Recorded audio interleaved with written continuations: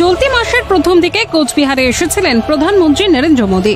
Vote প্রচারের সভা থেকে বলেছিলেন তার শাসনকালের 10 বছরে যা হয়েছে তার ট্রেলার মাত্র, অনেক কাজ বাকি আছে এখনো। 10 বছরে যা হলো, 10 বছরে যা হলো ওটা ট্রেলার ছিল। अभी तो मुझे बहुत करना है। अभी तो हमें देश को बहुत आगे लेकर जाना है। আমাদের রাজ্যের মুখ্যমন্ত্রী যেন তুলনায় অনেক বেশি দক্ষ। 2011 সালের মে মাসে তিনি ক্ষমতায় আসেন। বছর ঘুরতেই বলেছিলেন হয়ে গিয়েছে 99% কাজ। পরের বছর বলেছিলেন সব কাজই তো হয়ে গিয়েছে, আর কি বাকি আছে। সেই মুখ্যমন্ত্রী এখন একের পর এক সভা ঘুরে দিচ্ছেন আরো অনেক প্রতিশ্রুতি।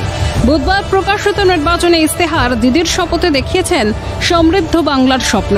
তবে মমতা বন্দ্যোপাধ্যায় এদিন ছিলেন অসমে, গিয়েছিলেন তৃণমূলের 4 প্রার্থীর হয়ে প্রচারে। বলে আসলেন আজ তো সবে ট্রায়াল।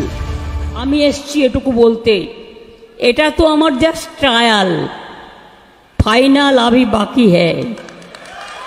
আসামে আমি ট্রায়াল দিতে এসছি, ফাইনাল খেলতে আসবো আবার।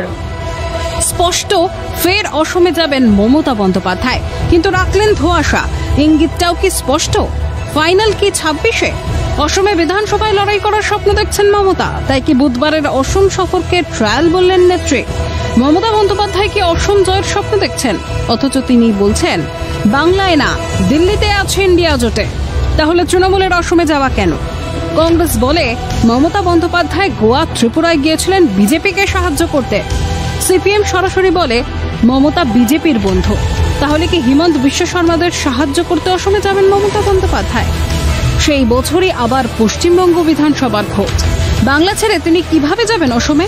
তবে কি বাংলার ভার ছেড়ে দেবেন উত্তরসূরির হাতেই, নাকি সবটাই নেত্রীর ধোঁয়াশা? প্রশ্নটা ঘুরছে বাংলা অসমের রাজনীতিতে। ক্যালকাটা নিউজ।